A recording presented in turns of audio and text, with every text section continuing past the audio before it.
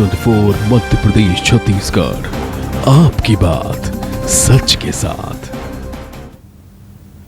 नमस्कार, न्यूज़ 24 मध्य प्रदेश छत्तीसगढ़ में आप सभी का बहुत स्वागत है। आपके साथ मैं हूं दीपिका नेगी। जी हां, नक्सलियों पर नकेल। रायपुर में यूनिफाइड कमांड की बड़ी बैठक हुई। नक्सल मोर्चे से जुड़े अधिकारी के साथ सीएम बघेल ने बैठक की। तो वही बैठक में रणनीति को लेकर चर्चा की गई और बैठक में राज्य और केंद्रीय बलों के बीच तालमेल बढ़ाने पर जोर दिया गया। उधर नक्सल ऑपरेशन को तेजी लाने का भी फैसला लिया गया। ये बड़ी जानकारी इस वक्त की हम आपको दे रहे हैं। बैठक में केंद्रीय गृह विभाग के सचिव सहित राज्य के मुख्य सचिव, डीजी, पैरामिलिट्री फोर्स और सीआरपीएफ के साथ साथ विभाग के आला अधिकारी मौजूद रहे। और सीएम भूपेश बघेल ने कहा कि केंद्र और राज्य सरकार के सामूहिक प्रयास से नक्सली घटनाओं में कमी आई है। इसमें छत्तीसगढ़ की पुलिस जब से हमारी सरकार बनी है तब से आपने देखा हो, चाहे नक्सल मोर्चे में हो, उसके कार्यकाल में होता ये था कि कैंप में हमला होते थे, जवान शहीद होते थे। हमारे कार्यकाल में हमारे जो जवान हैं वो नक्सली मान में घुस के मोर्चा ले रहे हैं और उनको नुकसान पहुंचा और वो पीछे हटे। हमारे जवानों ने शहादत भी दी, लेकिन उसे पीछे धकेलने में सफल रहे। तो देखिए, ग्राफिक्स के जरिए हम आपको बताने की कोशिश करें क्या फैसला लिया गया। नक्सल ऑपरेशन तेज होगा। यूनिफाइड कमांड की बैठक में ये रणनीति बनाई गई है और राज्य और केंद्रीय बलों के बीच तालमेल बनाने पर जोर दिया गया है और सेंट्रल फोर्स, स्टेट पुलिस के बीच अच्छा तालमेल बनाए रखे, ये भी कहना सीएम बघेल का। और नक्सल इलाके में कई कैंप्स खोले गए हैं ताकि लोग बिजी रहे, विकास हो। नक्सल प्रभावित क्षेत्र में तेजी से विकास कार्य को गति दी जा रही है। बीजापुर, सुकमा में लोगों को पहले राशन कार्ड नहीं था, लेकिन अब यहां पर राशन की दुकान, आंगनवाड़ी और स्कूल खोले गए हैं।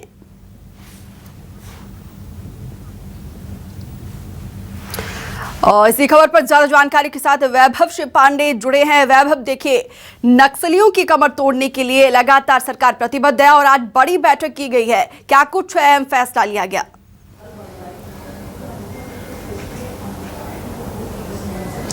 देखिए दीपिका, भूपेश सरकार में नक्सल गतिविधियों पर अंकुश तो लगा है और ये भी सच है जो मुख्यमंत्री कह रहे थे कि कैंपों में हमला होना बंद हो गया है जी। ये भी सच है कि पिछले 3.5 सालों में ऐसा कोई हमला कैंपों के आसपास नक्सलियों की तरफ से नहीं किया गया है। चूंकि अंदरूनी इलाकों तक अब पुलिस की पहुंच या फोर्स की टीम जो है पहुंच रही है, इससे काफ़ी हद तक दबाव बना है और इन तमाम गतिविधियों को लेकर आज एक समीक्षा बैठक आयोजित की गई। उसमें इन सारी चीज़ों को देखा गया कि कैसे कोर एरिया तक और जो है पहुंच को सुनिश्चित किया जाए, वहां पे संसाधन जो है क्या क्या जुटाए जा सकते हैं और राज्य और केंद्र के बीच किस तरह से समन्वय हो सकता है। अक्सर कई बार ये भी देखा जाता है कि जो राज्य की पुलिस है या केंद्रीय पुलिस बल है, उन दोनों के बीच में समन्वय की कमी हो जाती है, तालमेल की कमी होती है, जिसके चलते कई बार कई बड़ी घटनाएं होती है और उससे बड़ा नुकसान होता है सुरक्षा बलों को। तो उस पर ज़्यादा जोर दिया गया है कि वो आपसी समन्वय बना रहे।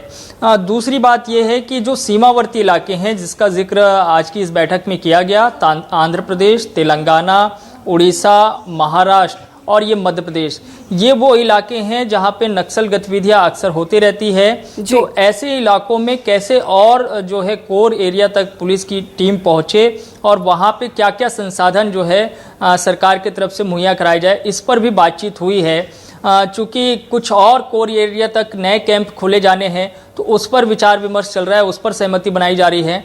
लेकिन इन सब के बीच में जो आदिवासी लोग हैं जो कि उन इलाकों में रहते हैं, उनके साथ कोई सतत संपर्क या समन्वय नहीं होना भी एक बड़ी चुनौती अभी सरकार के समक्ष है या फिर सुरक्षा बलों के बीच में है। तो बिल्कुल इन चुनौतियों को पार करना ही, इसके लिए बाकायदा ये बैठक बुलाई गई थी, दिशा निर्देश दिए गए हैं। देखना होगा कि इस निर्देश का पालन किस तरीके से किया जाता है। फिलहाल तमाम जानकारी के लिए वैभव आपका बहुत शुक्रिया। जी हाँ, कल छत्तीसगढ़ के दौरे पर रहेंगे अमित शाह। अमित शाह शनिवार को छत्तीसगढ़ के दौरे पर आ रहे हैं और मोदी @20 किताब का विमोचन भी करेंगे। तो वहीं इस किताब के बारे में जानकारी देते हुए बीजेपी प्रवक्ता ओपी चौधरी ने बताया कि इस पुस्तक में आर्थिक सुधार, भारत को एजुकेशन हब बनाने के लिए और टेक्नोलॉजी के बढ़ावा के लिए जानकारी दी गई है। तो कल अमित शाह छत्तीसगढ़ के दौरे पर रहेंगे। अपने आप में दौरा महत्वपूर्ण बताया जा रहा है। मोदी @20 किताब का विमोचन भी करेंगे।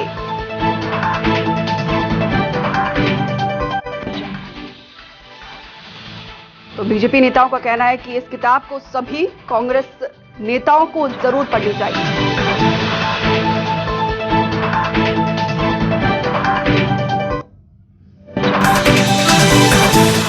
प्रधानमंत्री नरेंद्र मोदी पर आधारित किताब मोदी @20 पर आधारित एक सेमिनार में केंद्रीय गृह मंत्री अमित शाह छत्तीसगढ़ दौरे पर पहुंच रहे हैं। इस सेमिनार के संयोजक इस वक्त हमारे साथ हैं ओपी चौधरी जी।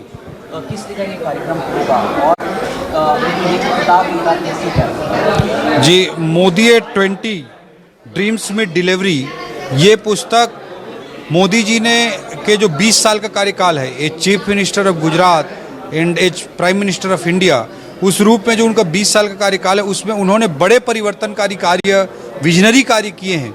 उस पर देश के ख्यातिलब्ध नाम जैसे पीवी सिंधु जी, लता मंगेशकर जी, सदगुरु जी जैसे संत, उदय कोटक जी जैसे बैंकर, अरविंद पनगरिया जी जैसे अर्थशास्त्री, नंदन नीलकर्णी जी जैसे टेक्नोक्रेट, इस तरह के ने अलग अलग विश्लेषणात्मक, तथ्यात्मक आर्टिकल लिखा हुआ है। तो इस पर सेमिनार का आयोजन हम लोग करने जा रहे हैं। इस पे हम पार्टी के लोगों के अलावा डॉक्टर्स, इंजीनियर्स, सीए, पत्रकार, अलग अलग वर्गों के गणमान्य नागरिकों को भी आमंत्रित करने का प्रयास किया है। और इस पर इस कार्यक्रम में मुख्य वक्ता के रूप में आदरणीय अमित शाह जी, देश के गृह एवं सहकारिता मंत्री जी, मुख्य वक्ता के रूप में भी शिरकत करने। मेरा एक सवाल है कि बीजेपी को आखिर इस तरीके की एकेडमिक एक्टिविटी करने की जरूरत क्यों पड़ रही है इस वक्त? देखिए, यह पुस्तक तो देश के ख्यातिलब्ध नामों द्वारा लिखी गई है और इसमें तार्किक और विश्लेषणात्मक बातें लिखी गई हैं। तो इस तरह के जो बातें हैं, जो कई बार बहुत गहरी भी होती हैं, बड़ी विजनरी होती हैं, तुरंत समझ में नहीं आ सकने लायक भी सुधारवादी कदम होते हैं, जिसको गहराई से समझना और समझाना किसी भी राजनीतिक पार्टी के लिए मैं मानता हूँ बहुत जरूरी है कि उसको हम उन सुधारों को हम जन सामान्य तक लेकर जाएं कि नेशन बिल्डिंग के लिए, राष्ट्र निर्माण के लिए हम किस तरह से कार्य हमारी पार्टी, हमारा नेतृत्व कर रहा है। एक महत्वपूर्ण सवाल है कि 20 सालों का एक लंबा करियर नरेंद्र मोदी का इस किताब के जरिए लोगों को जानने को मिलेगा, लेकिन इन 20 सालों के करियर में कई बार एप्रिसिएशन भी इससे काम के हिस्से आता है, कई बार लोग क्रिटिसाइज भी करते हैं। क्या किसी आर्टिकल में क्रिटिसाइज भी किया गया है नरेंद्र मोदी के काम को?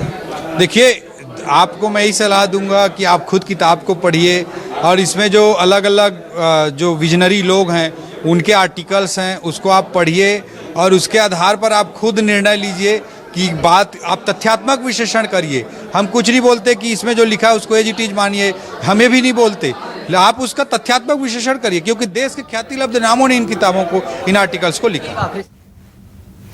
आगे बढ़ेंगे। रायपुर में पीएम मोदी की किताब मोदी @20 पर कांग्रेस संचार विभाग के अध्यक्ष सुशील आनंद शुक्ला ने सवाल उठाते हुए कहा कि किताब इतना ही प्रभावशाली है तो बीजेपी आखिर इतना प्रचार क्यों कर रही है। तो वहीं उन्होंने कहा कि केंद्रीय मंत्री शेखावत ने किताब की तुलना गीता कर हिंदू धर्म का अपमान किया है और बीजेपी को इसके लिए माफी मांगनी चाहिए। इस किताब को लेकर भारतीय जनता पार्टी के एक केंद्रीय मंत्री गजेंद्र शेखावत ने कहा है कि यह किताब गीता के जैसे महान है। गीता हिंदू धर्म का सबसे पवित्र ग्रंथ है। भगवान श्री कृष्ण के मुखार बिंदु से निकली हुई गीता की तुलना किसी भी किताब से किया जाना घोर आपत्तिजनक है, हिंदू धर्म का अपमान है। खुद को हिंदू धर्म की सबसे बड़ी हितैषी बताने वाली भारतीय जनता पार्टी ने केंद्रीय मंत्री शेखावत के इस बयान का अभी तक खंडन नहीं किया है। कांग्रेस पार्टी इसकी निंदा करती है। केंद्रीय गृह मंत्री अमित शाह छत्तीसगढ़ के दौरे पर रहेंगे। इसको लेकर सीएम भूपेश बघेल ने भी न्योता दिया है और छत्तीसगढ़ की संस्कृति देखने के लिए आमंत्रित किया है और पोला और तीज के मौके पर घर आने का न्योता दिया है। ये बड़ी जानकारी इस वक्त हम आपको दे रहे हैं राजधानी रायपुर से। दरअसल कल छत्तीसगढ़ के दौरे पर रहेंगे केंद्रीय गृह मंत्री अमित शाह और सीएम भूपेश बघेल ने उन्हें घर आने के लिए आमंत्रित किया है, स्पेशली संस्कृति की, कल्चर को देखने के लिए, क्योंकि हम सब जानते हैं कि छत्तीसगढ़ का कल्चर कितना रिच है। पोला और तीज के मौके पर खासतौर पर घर आने का न्योता दिया है।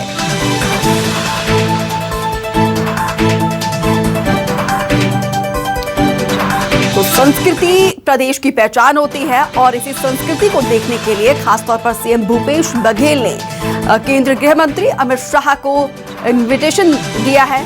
गृह मंत्री अमित शाह छत्तीसगढ़ के दौरे पर रहेंगे कल। उनका ये दौरा अपने आप में बेहद खास माना जा रहा है और इसी को लेकर सीएम भूपेश बघेल ने बाकायदा उन्हें इनवाइट किया है और ये मेंशन किया है कि पोला और तीज के मौके पर आप जरूर घर आइए, संस्कृति को देखिए, पहचानिए, क्योंकि संस्कृति को बनाए रखने के लिए सीएम भूपेश बघेल अनेकों कार्यक्रम सरकार की तरफ से किया जाता है और संस्कृति को कैरी करना, इस कल्चर को बनाए रखने के लिए वो अनेक काम कर रहे हैं। मैंने फ़ोन किया उनको और तीजा पोला का कार्यक्रम है, कल पोला है, तो हमारे छत्तीसगढ़ में एक बड़ा त्यौहार मुख्यमंत्री निवास में भी इसका आयोजन है, तो मैंने निमंत्रण दिया उनको। तो गृह मंत्री अमित शाह कल छत्तीसगढ़ के दौरे पर रहेंगे। सीएम भूपेश बघेल ने अमित शाह को घर आने का न्योता दिया है। संस्कृति, छत्तीसगढ़ की संस्कृति को देखने के लिए आप जरूर आइएगा, ये कहना सीएम भूपेश बघेल का। पोला और तीज के मौके पर घर आइएगा। उधर गुलाम नबी आजाद के इस्तीफे पर सीएम भूपेश बघेल का बयान सामने आया है। उनका कहना है कि कांग्रेस को नुकसान पहुंचाने की कोशिश कर रहे थे और कांग्रेस पार्टी ने उनको पूरा सम्मान दिया है। कांग्रेस ने हमेशा से ही बड़े पद पर वो रहे हैं और गुलाम नबी आजाद ने इस्तीफा दिया है और उनके जाने से पार्टी को नुकसान नहीं होगा। तो नेताओं की प्रतिक्रिया सामने आने लगी है। इसी कड़ी में छत्तीसगढ़ के मुख्यमंत्री भूपेश बघेल का रिएक्शन भी सामने आया। उनका कहना है कि गुलाम नबी आजाद के जाने से कोई नुकसान नहीं होगा, लेकिन हाँ, उन्होंने जाकर जो है उनका कहीं ना कहीं घाटा हुआ है, उनको हमेशा से सम्मानजनक रखा गया। इसमें रह के कांग्रेस को नुकसान पहुंचाने का, और अब उनकी लड़ाई अब समाप्त हो गई, वो वैसे ही नेपथ्य में चले गए।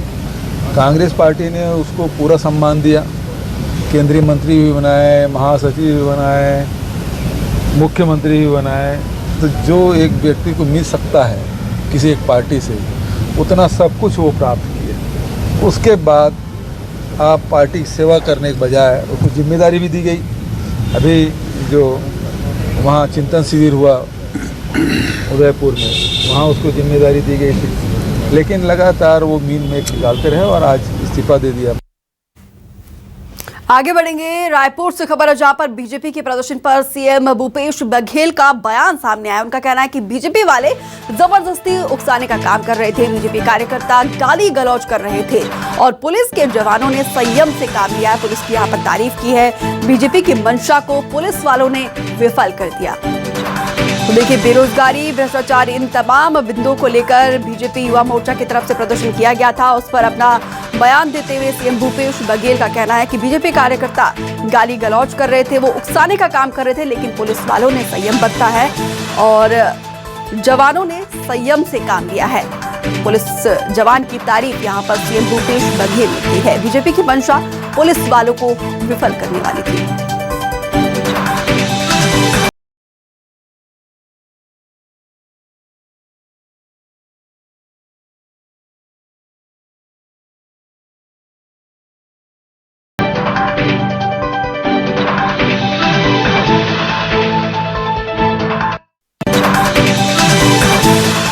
परसों की जो घटना घटी, ये जबरदस्ती उकसा रहे थे, हमको मारो, धक्का मुक्की कर रहे थे, गाली गलौज कर रहे थे, उकसा रहे थे कि लाठी चार्ज करो, लेकिन हमारी पुलिस ने धैर्य और संयम से काम किया। यही तो हमारी छत्तीसगढ़ की संस्कृति है। घासीदास के जो संदेश है, कबीर जी के संदेश है, उसको लेके चलने वाले लोग हैं। तो आज वो उनकी जो मंशा है वो हमारी पुलिस वालों ने विफल कर दिया।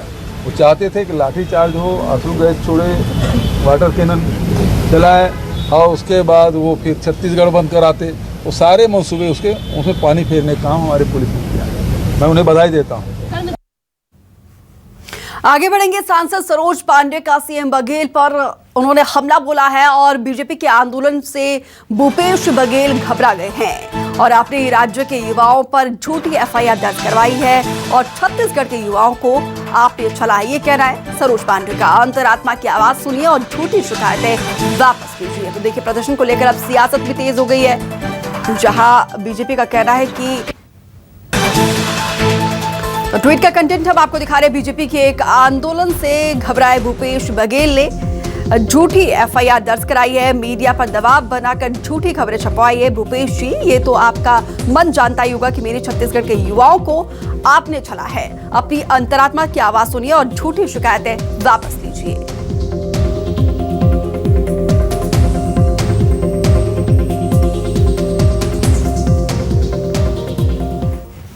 उधर पूर्व मंत्री रविंद्र चौबे और नगरीय प्रशासन मंत्री शिव डैरिया के बीजेपी पर सीएम बघेल के खिलाफ साजिश रचने के आरोप पर बीजेपी सांसद संतोष पांडे ने नसीहत देते हुए हमला किया है। तो मुनत्ते बेरोजगारी पर प्रदर्शन को लेकर बीजेपी और कांग्रेस और पुलिस प्रशासन पर बीजेवाईएम को बदनाम करने का ये आरोप लगाया है। उन्होंने पुलिस पर फर्जी वीडियो के आधार पर केस करने का आरोप लगाया है। तो वहीं उन्होंने ऐलान करते हुए कहा है कि जब तक सरकार बदल नहीं देते हैं तब तक बीजेपी का आंदोलन जारी रहेगा। प्रदेश में बढ़ रहे अपराधीकरण के विषय किसानों का, कर्मचारियों का, व्यापारियों का संपूर्ण विषय लेकर के 24 तारीख को हल्ला बोल कार्यक्रम छत्तीसगढ़ की राजधानी रायपुर में संपन्न हुआ। पूरे प्रदेश से भारतीय जनता पार्टी या युवा मोर्चे के कार्यकर्ता इस प्रदर्शन में अपनी भागीदारी सुनिश्चित किए, निभाए और हजारों की संख्या में कार्यकर्ताओं ने इस रायपुर की राजधानी में सरकार के विरोध में प्रदर्शन में अपनी भागीदारी निश्चित की। जशपुर की बात करते हैं, जहां पर बीजेपी के पूर्व प्रदेश अध्यक्ष विष्णुदेव साहा ने अधिकारियों को फटकार लगाई। दरअसल बीजेपी शासन में बना अटल चौक टूटने से विष्णुदेव साहा को गुस्सा आ गया, जिसके बाद क्रेडा के अधिकारी को फोन लगाकर गाली गलौज किया और दोबारा से अटल चौक बनाने के लिए दबाव बनाया और फिर भी बात नहीं मानी तो एफआईआर तक की धमकी दे दी। विष्णुदेव साहा का ये वीडियो सोशल मीडिया पर वायरल हो रहा है। बताया जा रहा है कि घटना फरसाबाद ब्लॉक और सरायटोला गांव का है। हमको बताइए तोड़े कैसे आप, महत्व क्यों नहीं समझे अटल चौक का? अटल जी हमारे छत्तीसगढ़ राज्य के निर्माता हैं, भारत रत्न है, देश के प्रधानमंत्री 3 बार हैं और आप लोगों को थोड़ा सा समझ में नहीं आया। एक साधारण कोई मकान का पिलर जैसे इसको समझ के तोड़ दे, समझ में नहीं आता है तुम लोग को? गाड़ देंगे तुम्हारा सर कलम करके, समझते क्या हो? अटल जी का अपमान है तो किसकी गलती है? तो शुरू क्यों करवाए यहाँ पर? उल्टा टांग दो, मजाक समझ लियो अटल चौक को तुम लोग, पता नहीं चलेगा तुमका लटका दूंगा तुमको। तुम इसको बनाओगे जैसा हम लोग कहेंगे वैसा? ये बताओ, जैसा बोलेंगे वैसा बनाओगे कि एफआईआर करें क्रेडा के खिलाफ में? ये बताओ हमको। छत्तीसगढ़ का बिलासपुर इन दिनों चोरों के निशाने पर है। चोरों का गैंग बैंक, घर, दुकान के बाद अब मंदिरों में विराजमान भगवान को टारगेट कर रहा है। इन चोरों के सामने पुलिस भी बेबस है।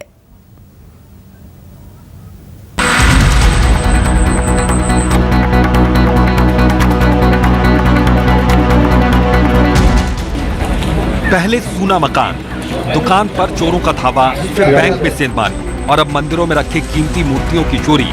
ये बताता है कि चोरों का ये गैंग बिलासपुर पुलिस को खुला चैलेंज दे रहा है। बीते गुरुवार मस्तूरी से लगे इटवा पाली गांव में भंवर गणेश मंदिर से ग्रेनाइट की कीमती गरुड़ जी की प्राचीन मूर्ति पर चोरों ने हाथ साफ कर दिया। चोरों के हौसले इतने बुलंद थे कि पहले स्थानीय पुजारी को चोरों ने बंधक बनाया, मारपीट की और मुंह पर टेप लगाकर बांध दिया। इसके बाद चोरी की वारदात को अंजाम दिया।